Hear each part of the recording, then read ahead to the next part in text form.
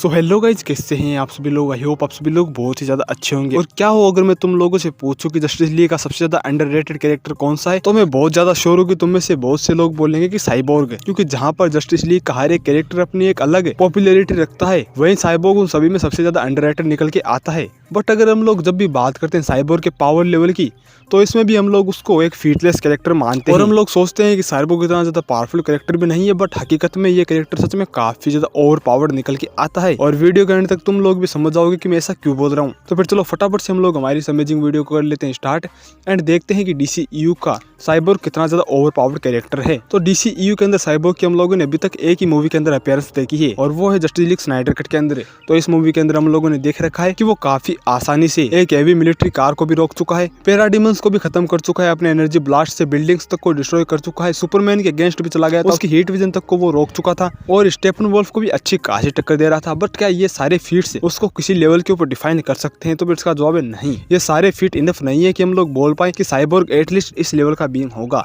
But यकीन मानो cyborg के पास एक ऐसा फीट भी है जो कि सच में काफी ज्यादा क्रेजी है, और इस कैरेक्टर को एक काफी ज्यादा ओवर पावर्ड कैरेक्टर भी प्रूव कर सकता है। वेल वो फीट है क्या? तो फिर देखो, इस फीट को एक्सप्लेन करने से पहले मैं तुम लोगों को बता दूं कि मेरे साइबोर्ग को लेके अलग ही विचार है। मैं इस फीट से एग्री नहीं करूंगा, बट तुम लोग करते हो या फिर नहीं, तुम लोग बता देना कमेंट्स के अंदर। लेकिन ये फीट है एकदम वैलिड। लेकिन बात निकल के आती है कि वो फीट है क्या। तो फिर अगर मैं तुम लोगों को सिंपली बताऊं तो साइबोर्ग ने फ्लैश का टच सर्वाइव कर रखा है। अब आई नो ये सुनने में काफी ज्यादा फनी लगता है, बट देखो ये रियलिटी है। ये फीट काफी ज्यादा इंसेन है, और मैं ऐसा क्यों बोल रहा हूँ मैं तुम लोगों को एक्सप्लेन भी कर दूंगा। वेल पहले मैं तुम लोगों को बता दूं कि मैं यहाँ पर किस फीट के बारे में बात कर रहा हूँ। वेल हम लोगों ने देखा कि जब मदर बॉक्सेस पूरी तरीके से सिंक्रोनाइज्ड हो गए थे, तब एक पावरफुल एनर्जी वेव निकली थी जिसने अर्थ हर टाइप की लाइफ फॉर्म को डिस्ट्रॉय कर दिया था, और अर्थ को पूरी तरीके से टेराफॉर्म कर दिया था। लेकिन वहाँ पर फ्लैश अपनी पावर के दम पे बच गया था, और उसी टाइम पे फ्लैश टाइम को रिवर्स करता हुआ भागता हुआ आता है एंड साइबोर्ग को टच करके अपनी सारी एनर्जी उसी के अंदर ट्रांसफर कर देता है, जिसके बाद साइबोर्ग मदर बॉक्सेस को सेपरेट भी कर देता है। और मैं यहाँ पर इसी फीट की ही बात कर रहा हूँ, या फिर इसी टच की ही बात कर रहा हूँ। वेल अब बात निकल के आती है कि ये फीट है कितनी ज्यादा बड़ी। तो फिर चलो पहले मैं तुम लोगों को एक एग्जांपल दे देता हूँ कि क्या तुम लोगों को पता है कि एक नीडल या फिर एक सुई एंटायर अर्थ को डिस्ट्रॉय करने का दम रखती है।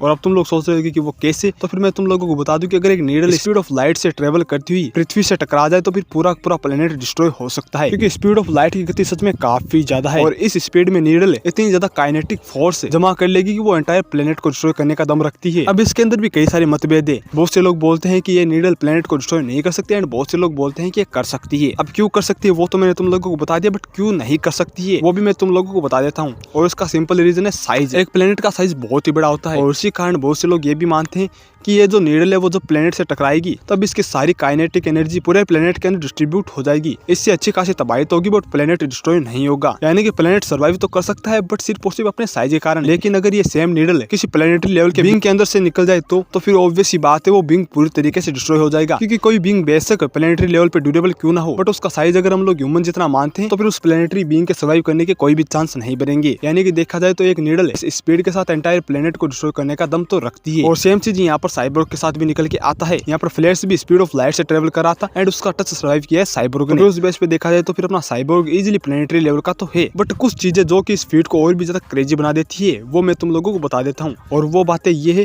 कि तुम लोग यहाँ पर साइज डिफरेंस भी देख सकते हो। एक प्लेनेट का साइज बहुत ही बड़ा होता है, उसके कंपेरिजन में तुम लोग साइबोर्ग का साइज देखो, वो एक नॉर्मल ह्यूमन के साइज का है। उसका वेट नॉर्मली 150 से 200 kg के आसपास का होगा, और वहीं पे उसको जो टच कर रहा है वो कोई सुई नहीं है, बल्कि वो फ्लैश है जिसका वेट ऑलमोस्ट 55 से 60 किलो के आसपास होगा। यानी कि जहाँ पर एक नीडल का वेट ज्यादा से ज्यादा 1 ग्राम तक होता है, वहीं पे फ्लैश का वेट 60 किलो के आसपास का है। तो फिर तुम लोग समझ सकते हो कि यहाँ पर ये फीट कितनी ज्यादा क्रेजी है। यहाँ पर साइबोर्ग के लिए हर साइड से ही डिसएडवांटेज निकल के आता है, क्योंकि ना ही तो साइबोर्ग का साइज एक प्लेनेट जितना है, और ना ही जो उसको टच कर रहा है उसका साइज एक सुई जितना है। तो फिर उस बेस पे अगर हम लोग देखें तो फिर फ्लैश का वेट ऑलमोस्ट 60 किलो के आसपास है। तो इन सभी बेसिस पे साइबोर्ग का फ्लैश का टच सर्वाइव कर लेना मल्टी सोलर सिस्टम लेवल की फीट है, बिकॉज तुम लोग फ्लैश के वेट को नीडल के वेट से कंपेरिजन कर सकते हो। ये सच में बहुत ही बड़ी बात निकल के आती है, क्योंकि जब 1 ग्राम वेट वाली नीडल एंटायर प्लेनेट को डिस्ट्रॉय करने का दम रखती है, तो फिर तुम लोग इमेजिन करो कि यहाँ पर तो 55 से 60 किलो का फ्लैश है, यानी कि उसका मास भी अच्छा खासा है। यानी कि ये feet easily multi solar system level की है। बट अब बात निकल आती है कि क्या ये फीट सिर्फ और सिर्फ मल्टी सोलर सिस्टम लेवल की है? तो फिर इसका जवाब है कतई नहीं।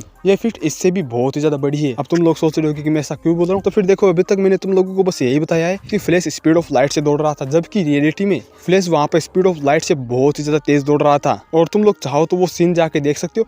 वहाँ पर फ्लैश खुद भी ये बात बोलता है कि अब मुझे स्पीड ऑफ लाइट से ज्यादा तेज दौड़ना पड़ेगा, और उसके बाद में ये भी बोलता है कि अब मुझे स्पीड ऑफ लाइट के फार बियॉन्ड जाना पड़ेगा, तब कहीं जाके वो उस रूल को ब्रेक कर सकता है। बट रियलिटी ये है कि हम लोगों को नहीं पता है कि वो स्पीड ऑफ लाइट से कितना ज्यादा तेज दौड़ रहा होगा, लेकिन हम लोगों को ये पता है कि वो स्पीड ऑफ लाइट से फार बियॉन्ड दौड़ रहा था। और फार बियॉन्ड का मतलब क्या होता है तुम लोग अंदाजा लगा सकते हो, यानी कि किसी भी चीज के बियॉन्ड निकल जाना, यानी कि वो स्पीड ऑफ लाइट से लिटरली बियॉन्ड दौड़ रहा था। यानी कि उस बेस पे देखे तो फिर अगर हम लोग इसको लो बॉल में भी ले तो flash at least speed of light से 1000 गुना तेज तो दौड़ रहा होगा, और मैंने यहाँ पर इसको कम से कम में लिया है।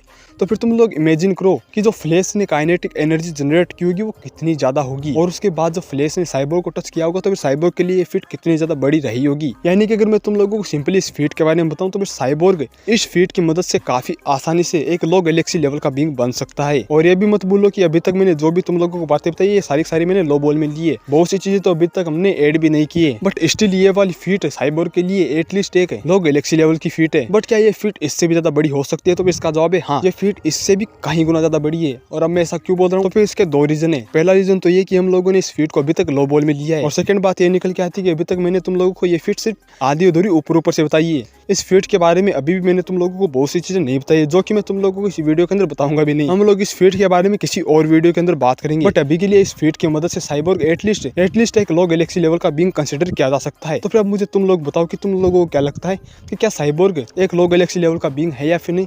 बट अगर तुम लोग मुझसे पूछते हो तो फिर अपीयरेंस वाइज ये कैरेक्टर एटलीस्ट एक सिटी लेवल का बीइंग तो होना ही चाहिए। बट ये फीट प्रूव करती है कि जिसको हम लोग सबसे ज्यादा अंडररेटेड कैरेक्टर समझ रहे थे वो एक्चुअल में सच में काफी ज्यादा ओवर पावर्ड निकल के आता है, और उसका जो मेटेलिक आर्मर है वो कितना ज्यादा ड्यूरेबल रहा होगा। बट अभी के लिए हम लोगों ने जितनी भी बात की अब उसके बारे में तुम लोग अपने विचार मुझे कमेंट्स के अंदर बताओ।